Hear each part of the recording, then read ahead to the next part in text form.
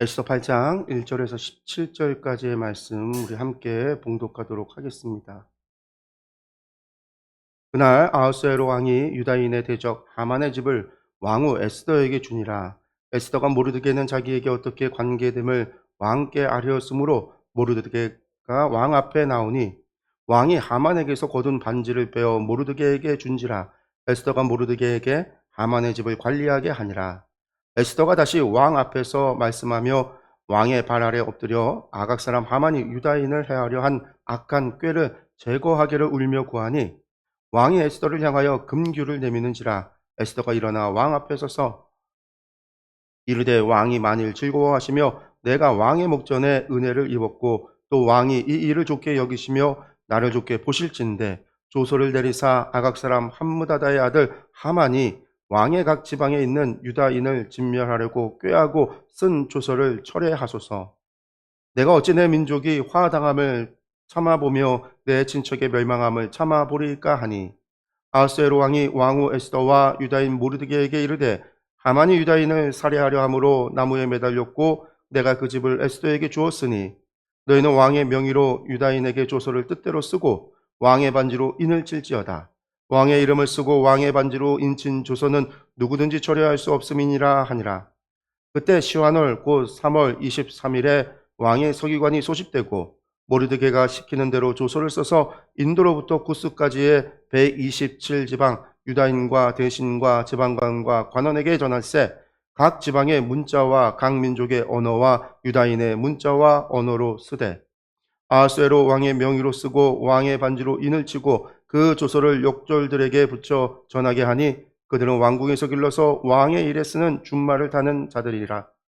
조서에는 왕이 여러 고을에 있는 유다인에게 허락하여 그들이 함께 모여 스스로 생명을 보호하여 각 지방의 백성 중 세력을 가지고 그들을 치료하는 자들과 그들의 처자를 죽이고 도륙하고 진멸하고 그 재산을 탈취하게 하되 아하스웨로 왕의 각 지방에서 아달월 곧 12월 13일 하루 동안에 하게 하였고 이 조서 초본을 각 지방에 전하고 각 민족에게 반포하고 유다인들에게 준비하였다가 그날의 대적에게 원수를 갚게 한지라. 왕의 어명이 매우 급함에 역절이 왕의 일에 쓰는 준말을 타고 빨리 나가고 그 조서가 도성 수산에도 반포되니라. 모르드게가 푸르고 흰 조복을 입고 큰 금관을 쓰고 자색 가는 배의 겉옷을 입고 왕 앞에서 나오니 수산성이 즐거이 부르며 기뻐하고 유다인에게는 영광과 즐거움과 기쁨과 존귀함이 있는지라. 왕의 오명에 이르는 각 지방 각 읍에서 유다인들이 즐기고 기뻐하여 잔치를 베풀고 그날을 명절로 삼으니 본토 백성이 유다인을 두려워하여 유다인 되는 자가 많더라. 아멘. 에스더 8장 1절에서 17절 말씀입니다. 매일 성경으로는 이제 벌써 빌립보서로 넘어갔는데 에스더서 마지막 부분에 대한 부분을 말씀을 한번 보도록 하겠습니다.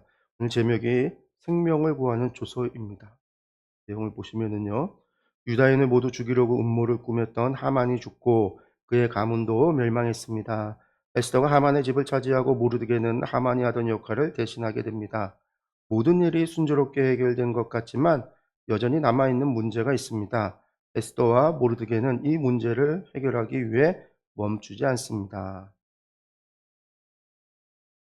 7장에서 이제 하만이 죽어요. 하만이 죽고 난 다음에 이제 8장에서 조서를 쓰는 이야기가 나오는 거죠.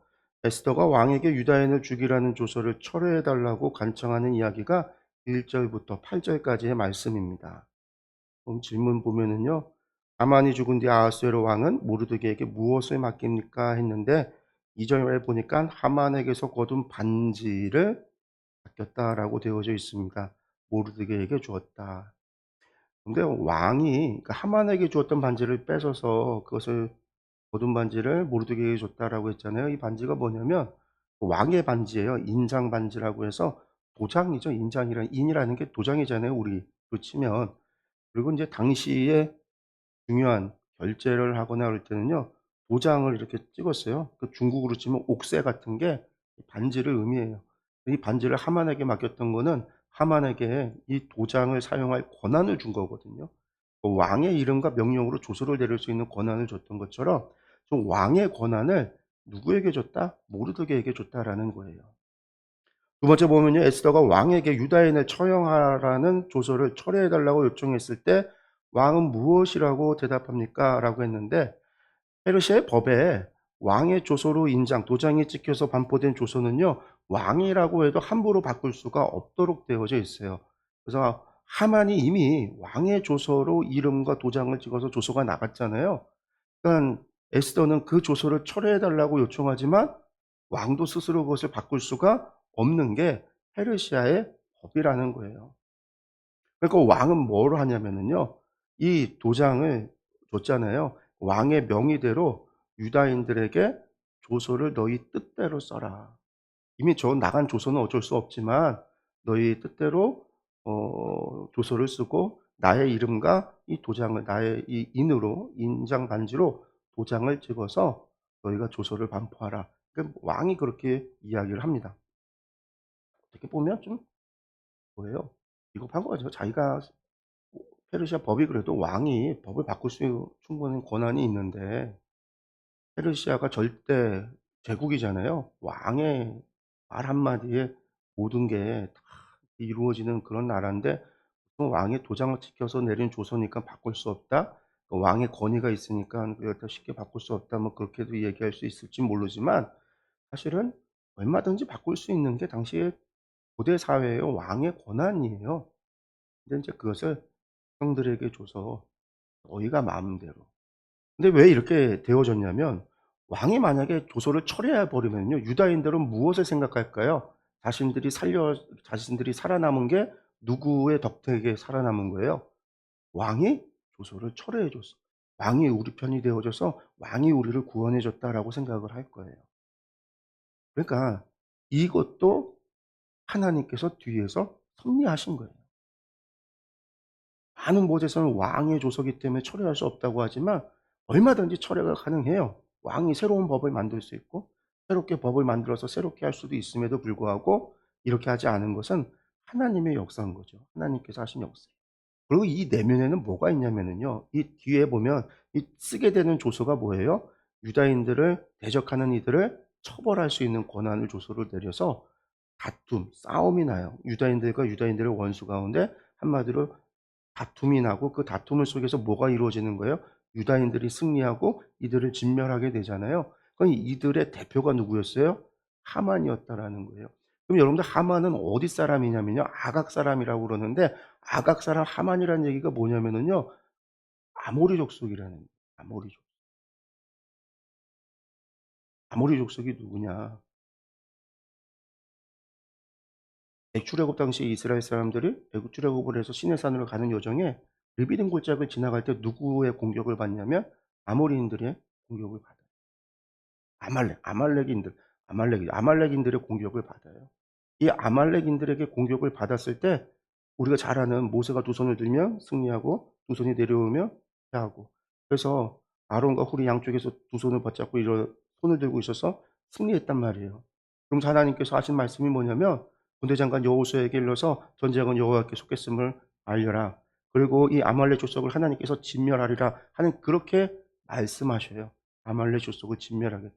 그리고 그 아말렉 족속을 진멸하겠다고 하고 이것을 누구에게 나중에 명령하냐면 출애굽으로부터 400년이 지나서 사울 왕에게 그것을 명령해요. 아말렉 족속을 진멸하라. 너희들이 출애굽하여 광야 생활을 했을 때에 너희들을 공격했던 그들을 하나님께서 기억하고 그들에게 복수하신 그들을 다시는 기억하지 못하게 하리라. 그러니 가서 정복하고 진멸하라. 사울 왕에게 명령하셨어요. 근데 사울 왕이 가갖고서는요. 진멸하지 않아요. 사울이 진멸하지 않아요. 결국 그것 때문에 어떻게 되죠? 하나님으로부터 버림받게 되잖아요. 제사보다 순종이 낫다라는 말을 사무엘이 그때 하는 거죠. 그리고 사울 왕이 결국은 그 일로 인해서 왕으로부터 하나님으로부터 버림받게 되어지고 다윗이 이제 다윗의 왕조가 들어서게 되는 중요한 사건이란 말이에요. 그게 아말렉 족속인데 아말렉 족속의 왕이 아각이에요. 그러니까 이 아말렉 족속의 후예가 하만이라고 하는 사람이에요. 그럼 모르드게는 또 누구냐? 모르드게와 에스더는 누구냐면요. 베냐민 지파 사람. 사울의 후손들이 베냐민 지파 사람. 그러니까 지금 이 싸움이 이 하만과 모르드게의 대결이 과거 사울과 아말렉의 대결에서 이어진 거예요. 그때 진멸하라고 하나님께서 그때 그들의 죄를 벌하겠다고 하나님께서 심판하겠다고 사울을 통해서 그들을 심판하도록 했는데 하지 않았던 그 대결이 지금 다시 사울 왕으로부터 시작해서 다시 약 400년이 지나서 또다시 모르드게와 하만으로 대표되어지는 이 에스더 사건을 통해서 나타나는 거예요. 이것을 통해서 하나님께서는요, 무엇을 하는 거예요? 아말렉 족속을 진멸하겠다고 하셨던 하나님께서 맹세하셨던 그 말씀을 이루시는 거예요. 그러니까 이 안에는 에스더서를 통해서 관통하는 이야기 가운데 하나님에 대한 언급이 한 번도 없지만 그 안에는 하나님께서 이스라엘을 어떻게 이 돌아오지 않은 이들, 사실 에스더서면은요 이미 1차 포로 귀환이 다 끝난 상태예요. 1차 포로가 되어지고 나서도 거의 80년 가까이, 80년까지는 아니지만 거의 한 세대를 40년으로 한 세대 이상이 지나서가 에스더예요. 왜냐하면 다리오 시대 때 갔으니까 다리오가 왕이 되어졌을 때 1차 포로 귀환이, 아니, 고레스 때 1차 포로 귀환이 있었고 다리오 왕 때 성전이 건축이 되어졌고 그래서 성전이 건축되어지고 나서도 그 1차 포로 때 하나님께서 다 돌아가라. 하나님께서 돌아가서 너희 성전을 건축하고 하라. 조소가 반포되어졌음에도 백성들 가운데 간 사람이 있고 남겨진 사람들이 있다라고요. 제국에 여러 군데 흩어져 있는 사람들, 예루살렘에 간 사람들도 있지만 여전히 안 간 사람들이 있어요. 안 간 사람들 어떤 사람들이에요? 여기가 좋사오니 돌아가 봐야 힘들고 어렵고 이미 여기에 터 잡고 자리 잡고 잘 살아가는데 뭐하러 돌아가? 사실은 그런 생각을 가진 사람들이 안 돌아가는 사람들이에요. 이미 관리가 되고 한 사람들이 안 돌아간 거예요. 모르드게도 관리였잖아요. 안 돌아간 거예요. 근데 그렇게 흩어져 있었던, 어떻게 보면 포로 귀환, 돌아가지 않았던 하나님의 성전이 있는 그 땅으로 돌아가지 않고 제국에 여전히 흩어져 남아 있었던 그들, 어떻게 보면 하나님 앞에 벌 받아야 되는 사람들이에요. 돌아가지 않았으니까. 근데 하나님은 그들까지도 구원하신다라고 하는, 디아스포라 되어진 유대인들, 시동, 다른 사람에 의해서, 폭력에 의해서 디아스포라 된 사람들도 있지만 디아스포라 됐다가 스스로의 선택에 의해서 돌아가지 않은 남겨진 사람들, 그 가운데서도 하나님께서 그들을 구원하셨다라고 하는 이 하나님의 구원하심에 관한 이야기가 이 에스더서 전반에 흐르는 이야기이긴 하지만 그것 플러스 뭐가 담겨 있느냐? 하만과 모르드게로 대표된 과거에 실패했던 그것을 다시 하나님께서 모르드게를 통해서 사울의 후손 베냐민의 후손을 통해서 이 아말렉 족속을 진짜로 진멸하고 멸하여 세상에 없게 하겠다고 하셨던 하나님의 그 맹세를 이루시는 사건이에요. 그래서 이제 에스더 할 때 우리가 농담 삼아 그래요. 하나님이 뒤끝은 끝내준다. 800년이 지나도 하나님 뒤끝은 기억하시고 반드시 벌하신다. 그런 이제 그런 얘기를 하는데 오늘 이야기가 그거예요. 왕이 그냥 그랬으면요. 그건 왕이 한 이야기예요. 근데 그러지 않도록 한 거죠. 유대인들의 선택에 맡겼어요. 그래서 그것을 받았어요. 나눔 보겠습니다. 하만은 죽었지만 그가 작성한 유다인 학살 조서는 아직 효력이 남아 있습니다. 에스더는 남아있는 문제를 해결하기 위해 멈추지 않습니다. 여기서 멈출 수 없는 마지막 남은 힘을 다해 완성해야 할 일은 무엇입니까? 무엇이겠어요? 조소를 무효로 돌리는 거고 유다인들이 받을 화를 피하는 거죠. 이게 남아있다라는 거예요. 이미 왕궁에서는 하만이 죽었고 모르드게가 그 권력을 차지했고 에스더도 살아남았을 뿐만 아니라 전화 위복이 됐죠. 원래는 에스더는 이방인과 결혼하겠다고 자신의 신부를 속인 사람이에요. 그렇잖아요. 자신의 신부를 속였죠. 유단이라는 사실을 숨기고 이방인의 왕과 결혼하겠다고 나아가서 왕의 부인이 된 사람이에요. 그렇게 본다면 이거는 손가락질 당할 일이거든요.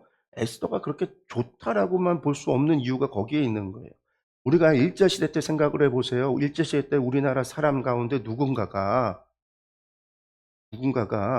그것도 뼈대에 있는 가문이에요. 왕족의 가문이에요. 물론 멸망한 해족이긴 하지만 어쨌든 뼈대에 있는 가문에 여자가 일본 천황과 결혼을 하겠다고 일본으로 건너가서는 자신의 신분이 조선인이라는 사실을 숨기고 이름을 바꿔서 일본 이름으로 에스더가 이스터라는 게 페르시아 이름이에요. 페르시아어 이름으로 별이라는 게 이름을 바꾼 거예요. 일본어 이름으로 뭐 여자인가 후미코가 됐든 뭐가 돼갖고 일본 천황과 결혼을 했어요. 우리나라 입장에서 사람들 여러분들 생각해 본다면 그 여자 어떤 사람이에요? 조국도 버리고 민족도 버리고 저 혼자 살겠다고 가갖고 손가락질 받아 마땅한 여인이에요. 에스더는. 근데 그것도 하나님의 섭리였다라는 거죠. 이때를 위함이다라고 하는 모르드게의 말처럼 하나님께서 섭리였다라는 거죠. 또 숨겼던 여인이 이제는 뭐예요? 말하잖아요. 내가 유다인이다. 이미 사실대로 말했어요. 모르드게의 관계가 어떻게 되어지는가? 삼촌이다. 관계를 다 말했어요. 왕에게 자신의 지금까지 숨겨왔던 거짓을 다 드러내고도 살아남았단 말이에요. 모르드게가 진료를 갖다가 속여서 궁에 입궁시켰으니 모르드게도 이거는 기군망상의 죄, 우리나라로 지금 조선시대로 치면 기군망상, 왕을 능멸했다고 해서 이건 오체분시시켜서 죽여야 될 죄거든요. 우리나라 조선시대로 치면은 기군망상의 죄는 역적과 똑같은 죄를 똑같은 벌을 받아야 되는 거거든요. 그런데도 도리어 어떻게 돼요? 하만의 모든 것을 차지하게 되어졌잖아요. 그래서 조서 내버려둬도요, 모르드게도 살고 에서도 살 수 있어요. 그러나 둘만 사는 게 목적이 아니라는 거예요.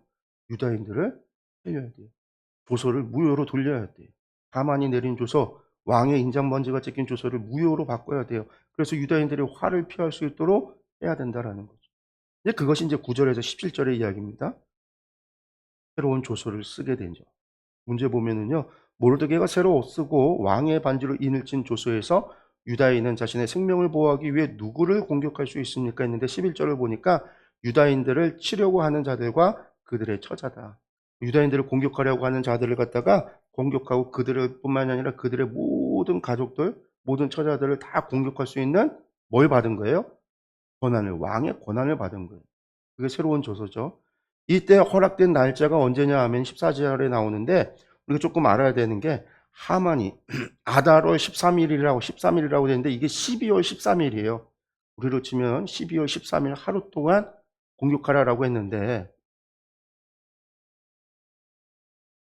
이 날이 언제냐면요.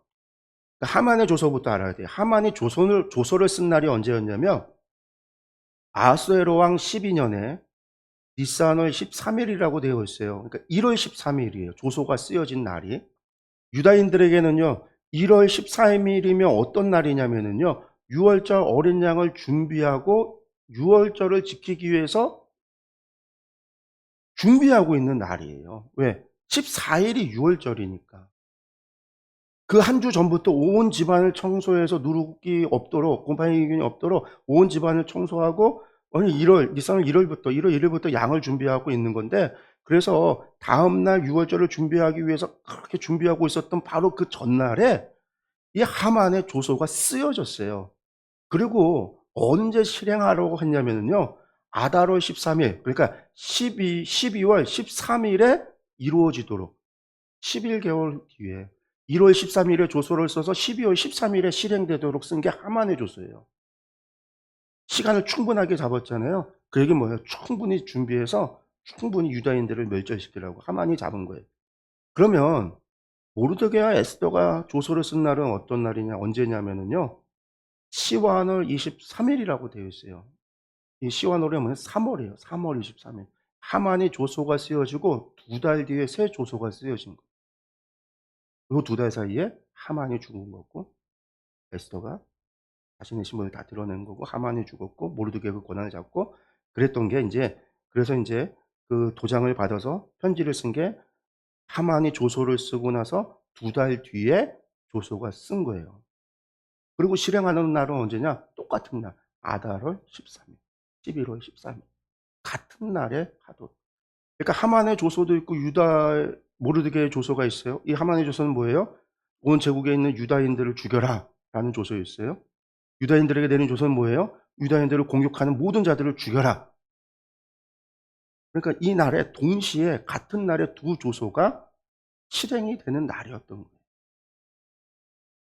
그럼 여러분들 이제 흔히 뭐라고 생각해요? 유다인들이 그냥 일방적으로 이들을 다 죽였다라고 생각을 하는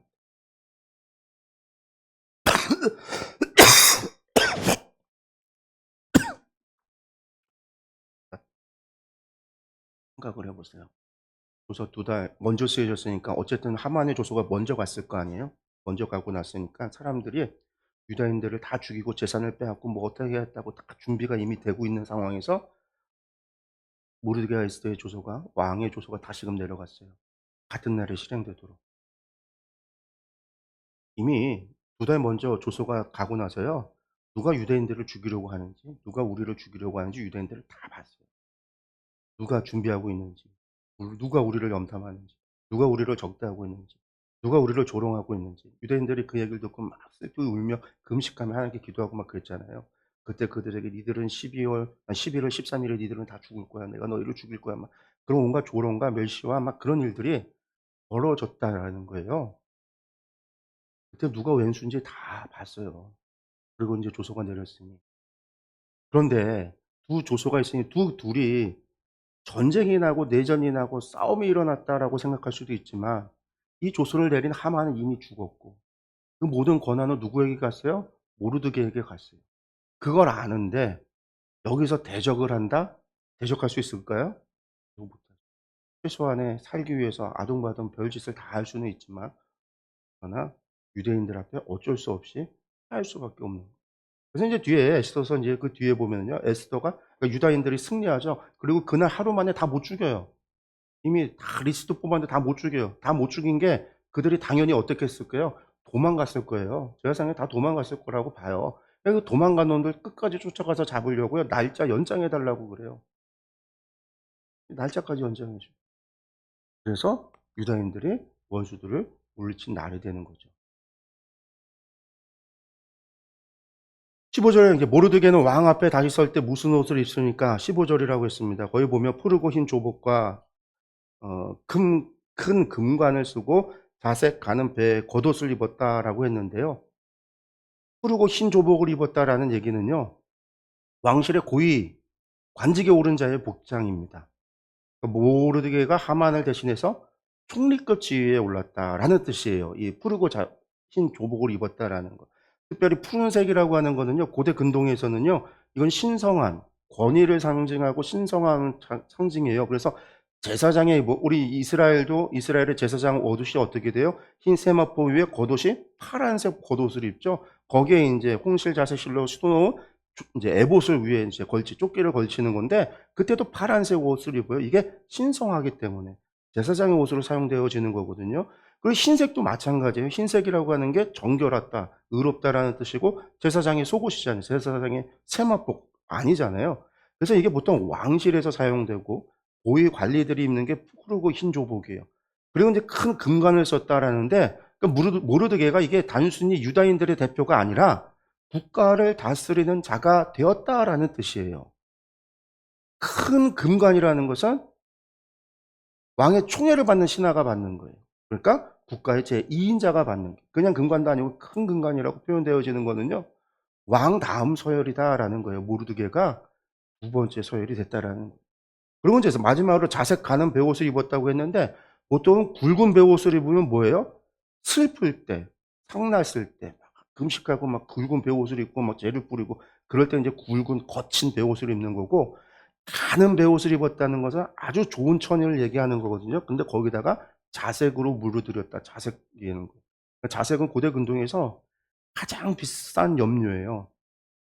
그러니까 천 한 마리를 하려면 이게 조개에서 얻는 염료인데 조개 수천 마리를 잡아야 천 한 마리를 갖다가 염색할 수 있는 분량이 나온다고 해서 이 자색이 엄청 비싼 거예요.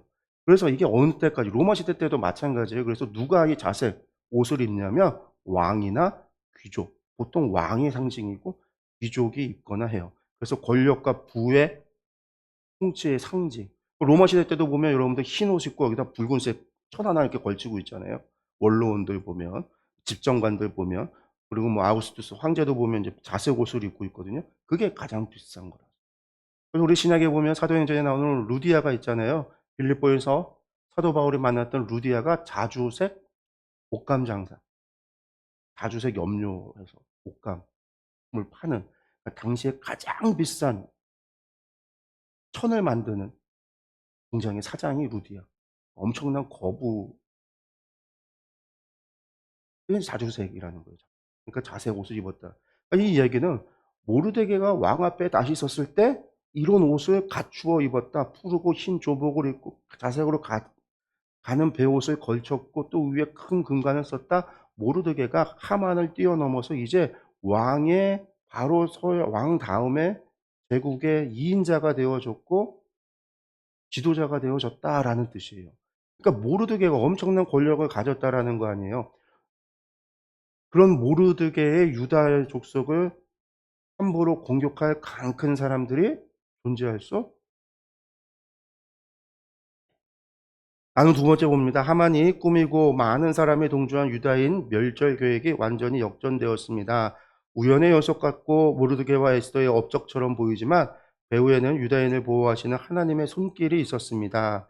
나를 위기에서 건지신 하나님, 나의 실패를 성공으로 바꾸신 하나님을 나눠봅시다. 그래요.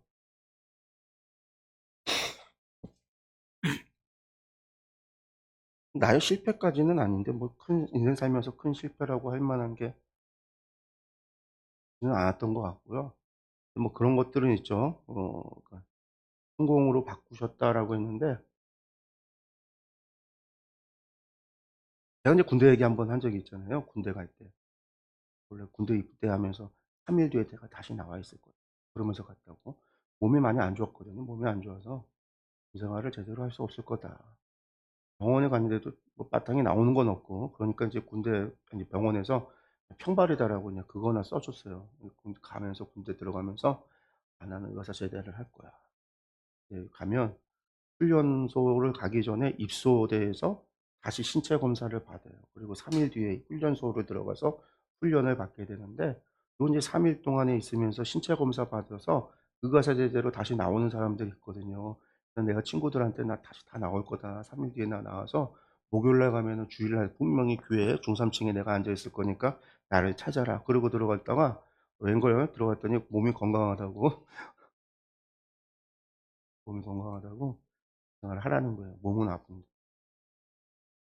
근데 진짜로 뭐 그렇게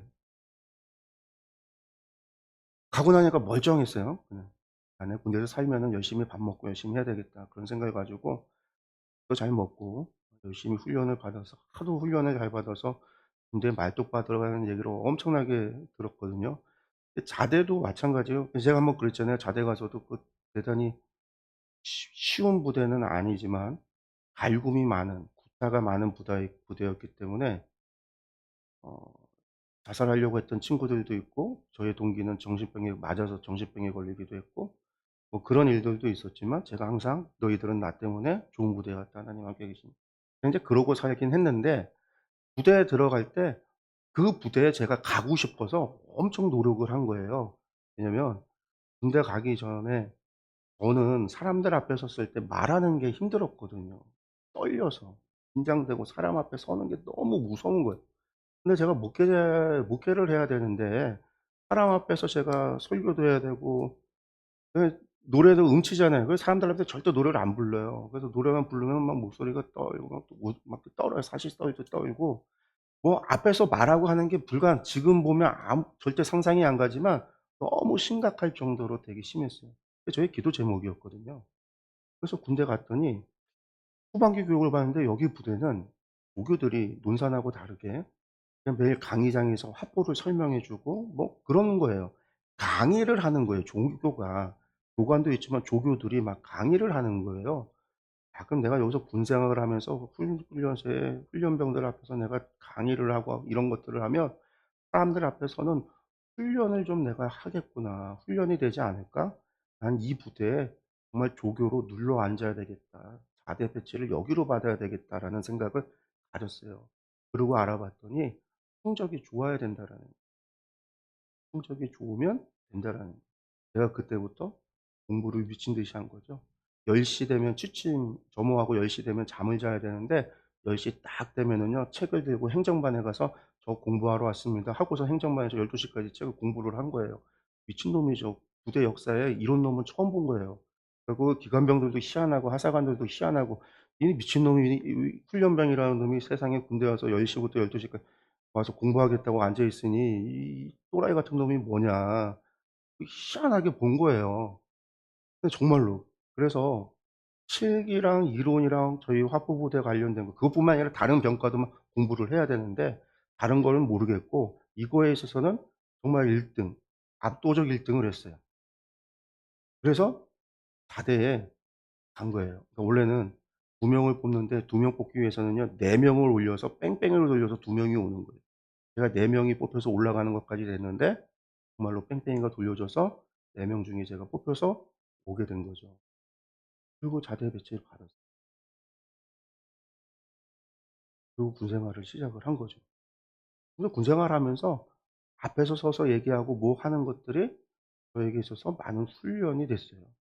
군대 가기 전에는 군대 가면은요 고생하고 힘들고 어렵고 막 그런 것들만 생각을 가지고 '아 나는 의사 제대 받아야 되는데 의사 제대 받아야 되는데.' 노래를 부르면서 갔는데 거기에 있는 그런 모습이 저에게서는 그 조교들 강의하고 하는 그런 모습이 '아 이게 나에게 있어서 훈련이 되는 기간이 되겠구나.'라는 마음이 드니까 그렇게 공부하고 그렇게 했던 거죠.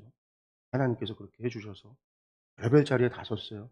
제가 군대에서 사물놀이를 해서 신입생 환영회에서 막 사물놀이를 하기도 하고 사람들 앞에서 공연을 하기도 하고 상상할 수 없는 일들이 군대이기 때문에 어쩔 수 없이 군기가 떨리는 것 이상으로 군기가 그것을 커버를 해서 간 거예요. 그러면서 많이 물론 이제 이렇게 되기까지는 또 많은 기간이 필요해야 됐고 훈련의 시간이 있어야 됐고 제가 하나님께서 주신 사명에 순종하게 되어질 때 변화가 일어나긴 했지만 어쨌든 그때가 또 군대 가는 게 친구들 중에 의과사 제대한 놈들 많거든요. 정말 제가 싫어했던 놈도 의과사 제대를 했다는 거예요. "왜 했어?" 했더니 습관성 어깨 탈골로 의과사 제대를 했다는 거예요. 이런 미친놈 있나. 제가 진짜 되게 싫어했던 애거든요. '아 저런 걸로도 되는데 나는 왜 신의 아들이 나는 신의 아들인데 하나님의 아들인데 왜 나는 신의 아들이 못 될까?' 그 옆집에 사는 애는 비염 때문에 의과사대를 받았어요. 근데 저도 비염이 심한데 저는 의과사대를 못 받았고 여러 가지로 군대 가는 거에 있어서 '아 나는 진짜 운도 지질이 없다. 실패했다.' 그런 생각을 가지고 갔었어요. 근데 그 시간이 저에게는 정말 좋은 또 훈련의 시간이기도 했습니다. 예, 세 번째 나눔은 봅니다. 곤고와 애통을 상징하는 굵은 베옷을 입고 대성통곡 하던 모르드게가 이제는 고귀한 사람만 입을 수 있는 자색 가는 베옷을 입었습니다. 슬픔이 변하여 기쁨이 되고 애통이 변하여 길할 날이 된 것입니다. 하나님이 슬픔의 옷을 기쁨의 옷으로 바꿔주신 일이 있다면 혹은 그런 일을 지금 강구하고 있다면 서로 이야기해 봅시다. 그런 일들이 좀 있었습니다. 교회 개척할 때도 있었고요. 선교사로 있을 때도 있었어요. 가는 곳마다 좀 제가 트러블 메이커였어요. 트러블이 좀 일어나는 것 가운데 하나가 뭐냐면 잘못된 것을 보면은요. 그거를 받아들일 수가 없어요. 그런 것들을 이야기하고 보려고 하다 보니까 트러블이 일어나죠. 선교사 사회도 선후배가 아주 목회도 마찬가지거든요. 저희 목사들도 그 인제 학교에서 농담 삼아 하는 말 가운데 하나가 "학번이 깡패다."라는 말이 있어요. 왜냐면 학번이 딱 정해지면 저희는 평생 죽을 때까지 그 학번이 나와 사회에 나와서도 계속 함께하고 있기 때문에 한 번 정해진 학번은 선후배 관계는 죽을 때까지 가는 거예요. 그래서 인제 "학번이 깡패다."라는 말을 하고 잘 되게 도와줄 수는 없어도 못 되게 망하게는 다 할 수 있거든요, 선배들은요 다. 어떻게든지 할 수가 있어요, 그거는. 그러다 보니까 선배 "학번이 깡패다."라는 말을 하는데 선교사도 마찬가지죠. 학번도 있고 또 선교사에도 계급사에 계급이 아니라 먼저 간 선배들. 그리고 거기서도 그런 일들이 좀 있었어요 제가. 음 잘못된 거, 불의한 거, 이건 아닌 것 같은 거 그런 것들을 받아들일 수 없는 것들이 너무 많아서 그런 것들을 지적하고 뭐 하다가 선교사들과 다툼 이게 선배 선교사들과의 분란이 좀 있었던 거죠. 근데 결국은 그때 저희들 괴롭히기도 하고 별 시덥지 않은 걸로다가 힘들게도 하고 막 그런 일들도 있었는데 결국에는요 그분들이 다 나갔어요. 그분들이. 이 선교회에 있었던 그분들이 다 쫓겨나갔어요. 저를 그렇게 쫓아내려고 했었던 분들이. 나중에는 다 그렇게 되고. 그러면서 그런 느낌 그런 생각들이 있어요. 그게 뭐냐면 제가 살아오면서 항상 있었던 것 가운데 하나가 뭐냐면 저한테 좀 못되게 했던 사람들. 저를 괴롭히고 힘들게 하고 막 안 좋게 저에게 했던 사람들은요. 언젠가는 하나님께서 하시는 걸 봐요. 저한테 저한테 잘하셔야 되는데요. 저한테 잘못한 사람들 보면은요. 정말로 그런 걸 너무 많이 봤어요. 또 저는 아무것도 한 게 없는데 어느 순간 하나님께서. 제가 그래서 그걸 믿어요. 뭘 믿냐면요. 원수의 목전에서 상을 차려 주신다라는 말씀. 시편 23편 제가 제일 좋아하는 말씀 가운데 하나거든요. 제가 어렸을 때부터 항상 입에 달고 살았던 게 주는 날 기르시는 목자요. 그 찬양과 시편 23편을 입에 달고 살았는데 제가 그것에 대한 확신을 가지고 있는 게 하나님께서는 분명히 원수의 목전에서 상을 차려 주신다라는 거예요. 저에게 힘들게 하고 괴롭히고 아무 이유, 불의한 이유로 저에게 그랬던 사람들 가운데 잘된 사람들이 없어요. 나중에 다 뭔가 도리어 제가 더 세워지고 그때는 비참했을지 모르지만 나중에는 역전되어지는 것들이 너무 많이 본 거예요. 그래서 그것에 대한 확신을 가지고 있어요. 지금도 하나를 한 명을 아주 유심히 제가 그래서 보고 있어요. 분명히 하나님께서 벌하실 텐데. 그런 사람이 한 분 있어요. 옛날에 있었던 교회 불러 놓고서는 도리어 큰 소리 치고 그랬던 사람. 그냥 하나님의 교회에 저렇게 했는데 사람이 잘 살아갈 수 있을까? 하나님께서 분명히 벌하실 텐데. 그런 생각을 가지고 보고 있어요. 그래서 하나님이 언제나 그런 분이시다라는 거. 그리고 하나님은요, 분명히 우리 편이시잖아요. 하나님 자녀 우리 편이시잖아요. 우리가 하나님의 뜻 가운데 있을 때는요, 하나님이 내 편이에요. 똑같이 하나님 그거잖아요. 하나님 앞에 기도하고 축구를 하면 도대체 누가 이기느냐? 하나님 누구 손을 들어줘야 되냐? 그런 얘기들 농담 삼아 할 때가 있는데요. 하나님이 누구 편이냐가 중요한 게 아니라 내가 하나님 편이냐가 중요한 거예요. 내가 하나님의 편이고 내가 하나님의 자리에 있을 때 하나님은 내 편이에요. 하나님은 내 앞에 원수의 목전에서 상을 차려주시는 분이에요.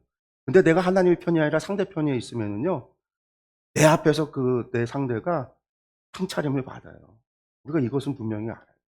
우리가 하나님의 편에 있을 때 하나님은 나의 편이라는 거.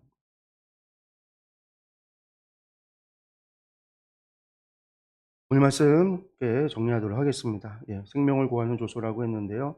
근데 하나님, 모든 것이 하나님의 섭리였고 하나님의 구원하심이었습니다. 유다인들이 그 어려움 속에서 다 죽을 수밖에 없는 그런 위기 상황이었지만 결국은 하나님께서 그들을 구원하셨다라는 것. 뿐만 아니라 그 아말렉과의 그 질긴 악연, 거의 천년이 흘러왔던 그 악연을 하나님께서 반드시 벌하시고 심판하셨다라는 것. 하나님 반드시 하신다라는 거예요. 말씀하시고 약속하신 거, 맹세하신 것을요. 하나님이 우리 편일 때, 하나님이 나의 편일 때. 아니, 내가 하나님의 편일 때. 하나님은 언제나 우리에게 위하여 쉴만한 물과 푸른 초장으로 인도하실 뿐만 아니라 사망의 음침한 골짜기를 다닐지라도 해를 두려워하지 않을 것은 하나님이 나를 지키시. 그리고 언젠가는 반드시 원수의 목전에서 상을 차려주시. 이것을 기억했으면 좋겠습니다. 기도하겠습니다.